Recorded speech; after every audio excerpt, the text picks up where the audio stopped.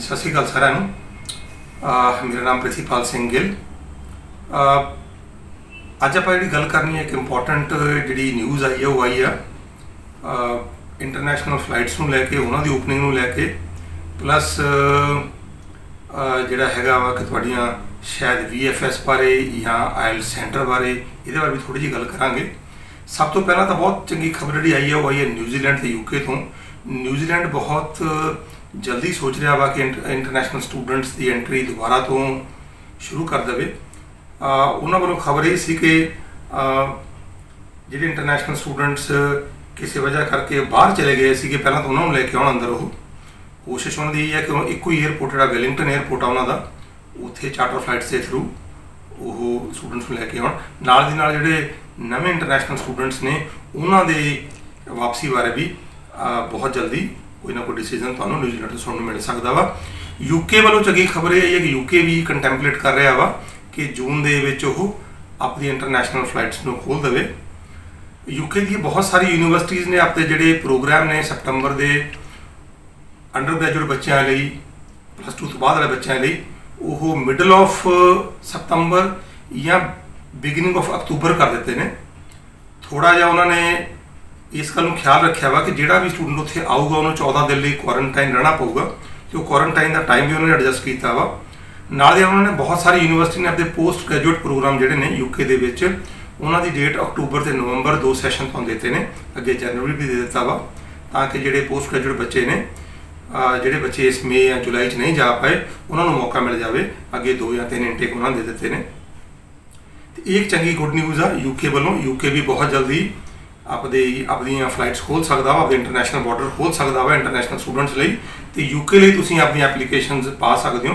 जिदा मैं दसिया कि UK दी यूनिवर्सिटीज़ मैक्सिमम जिहड़ियां एक्सैप्ट कर लग पईयां ने अज दी डेट दे विच अपनी एप्लीकेशनस। असीं UK दी ऑलमोस्ट बहुत यूनिवर्सिटीज़ हर जगह ते London, Birmingham, Manchester, Leeds, Liverpool, Cardiff, Wales, Scotland, हर जगह ते यूनिवर्सिटीज़ रिप्रजेंट करते हैं। और बहुत सारी यूनिवर्सिटीज़ ने जिहड़ियां अज भी ਤੁਹਾਨੂੰ जिन्होंने बच्चों को आयल्स नहीं हैगा, विदाउट आयल्स थोड़े 12th के इंग्लिश के नंबरों के बेस के उपर तुहानूं एडमिशन दे रही हैं। 6 ओवरऑल 5.5 के नाल आयल्स के तुहानूं एडमिशन मिल जाती है। ड्यूलिंगो टैसट के नाल UK के एडमिशन तो मिलती है, प्लस तुहानूं वीज़ा लैण के चांसिस बहुत ब्राइट ने, क्योंकि जी UK की हाई कमीशन आ वो कैनेडा वांगू ये नहीं हैगी कि आयल्स उन्होंने एक मैंडेटरी इंग्लिश का मापदंड रखा होया वा। इस करके ड्यूलिंगो टैसट नाल तुसीं UK के जो बच्चे जाना चाहते हैं कॉल ना करो, ड्यूलिंगो टैसट ले लो। अगर आयल्स की अपन को हले नहीं पता है कि वक्त होर लगूगा वह टैसट खोलते तो ड्यूलिंगो टैसट के बेस भी तुम UK के एडमिशन हम सितंबर इनटेक ले सकते हो। तीसरी चंगी न्यूज़ वो कैनेडा तो आ रही है। कैनेडा भी हुण कंटैंपलेट कर रहा वा, सोच रहा वा कि एंड ऑफ जून या जुलाई के अपने इंटरनेशनल बॉर्डर्स खोल देवे। हुणे उन्होंने वालों जी खबर आई सी उहदे दस्सिया गया सीगा, क्योंकि उन्होंने US का बॉर्डर आ उत्थे भी रिस्ट्रिक्शन लगाई हुई है, और रिस्ट्रिक्शन उन्होंने एक्सटेंड कर दी सी अगले 20-25 दिन लिए होर।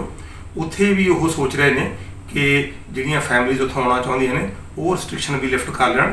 और नाल दी नाल क्योंकि जिहड़ी अज तुहाडी करोना की करव आ वो फ्लैटन हो गई आ इत्थे कैनेडा दे विच। केसिस हुण उन्ने नहीं आ रहे हैं जिन्ने पहलां आ रहे सीगे। ਜਿਹੜੇ केसिस आ रहे हैं ऑलमोस्ट उस लैवल पर पहुँच गए हैं जिस लैवल पर वो मार्च के एंड में सीगे। तो एक चंगी न्यूज़ आ ये तो ये जो इंडिकेशन दे रही है गवर्नमेंट भी दे रही है कि बहुत जल्दी हो सकता अपनी इंटरनेशनल फ्लाइट्स भी खोल देवे। तो जो सितंबर इनटेक वाले बच्चे ने उन्होंने मौका मिलेगा कैनेडा के जाके पढ़ाई करने का।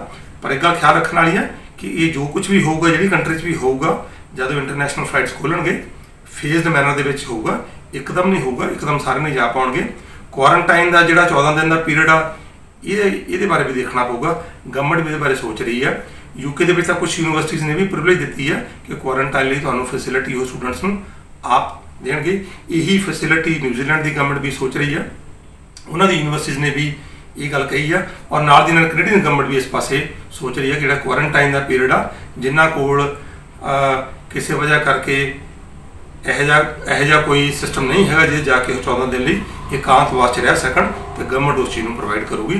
तो एक चंगी गुड न्यूज़ है इंटरनेशनल स्टूडेंट्स लिए कि ऑलमोस्ट 2-3 यह डेस्टिनेशन है जो बहुत जल्दी लगता वा खुल जाएंगे। और सितंबर इनटेक आपां लगता वा कि सप्टंबर इनटेक के जोड़े बच्चे ने वो जाके ज्वाइन कर सकणगे।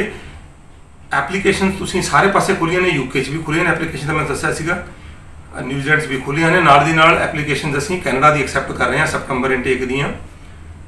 सारे इंस्टीट्यूशन कैनेडा के विच एप्लीकेशन ऑलमोस्ट एक्सैप्ट कर रहे हैं सारे पासे, चाहे आपां BC वैंकूवर सरी की गल करिए, टोरंटो ब्रैम्पटन की गल करिए, मॉन्ट्रियल की गल करिए या नोवा स्कोशिया की गल करिए, सारे पासे ही कॉलेज ते यूनीवर्सिटीज़ एप्लीकेशन एक्सैप्ट कर रहे हैं। जिद्दां मैं दस्सिया थोड़े लिबरल भी ने, जिहड़े बच्चों को किसी वजह करके IELTS नहीं हैगा, कैनेडा दे विच जिहड़े कॉलेज ते यूनीवर्सिटीज़ ने वो ड्यूलिंगो टैसट तुहानूं एक्सैप्ट कर रहे हैं। जिहड़े बच्चों को बैंड घट ने किसी वजह करके IELTS के 1.5 ने या 2 5.5 ने, उन्होंने मैं कहूँगा ड्यूलिंगो टैसट लै लो तुसीं, उस बाद आके साडे कोलों सलाह लिओ कि कैनेडा विच आपां आपदी एप्लीकेशन किद्दां पुट कर सकते हैं। नाल दी नाल जिहड़ा वीज़ा प्रोसैसिंग है तुहाडी फाइल्स दी वो भी स्टार्ट हो गई है। हालांकि इमीग्रेशन के बहुत सारे ऑफिस इस टाइम तो खुल गए हैं, पर जी पहली प्रेफरेंस आ जो इन कैनेडा स्टूडेंट ने उन्होंने पहला दी जा रही है।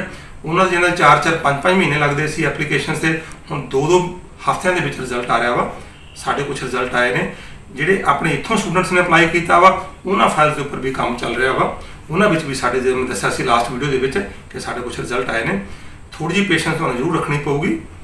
नाल दी नाल CAQ का प्रोसैस बहुत फास्ट कर दिता। हुण थोड़ा जिहा अपने उधरों क्यूबिक गवर्नमेंट ने CAQ के भी जिहड़े रिजल्ट्स ने वो पहला नालों काफ़ी क्विक आ रहे हैं। तो ये सारियां पॉजिटिव न्यूज़ ने। इत्थों ये लगता वा कि जिहड़ा सप्टंबर इनटेक आ विच उम्मीद जागी है एक सप्टंबर इनटेक दे विच जिहड़े बच्चे कैनेडा या UK या न्यूजीलैंड दे विच पढ़ाई करना चाहुंदे सीगे, उन्हां नूं उत्थे जाके फेस टू फेस पढ़ाई करने का मौका मिल सकता है। होप इन्फॉर्मेशन तुहाडे लई यूजफुल होगी। Thank you. सत श्री अकाल साਰਿਆਂ ਨੂੰ।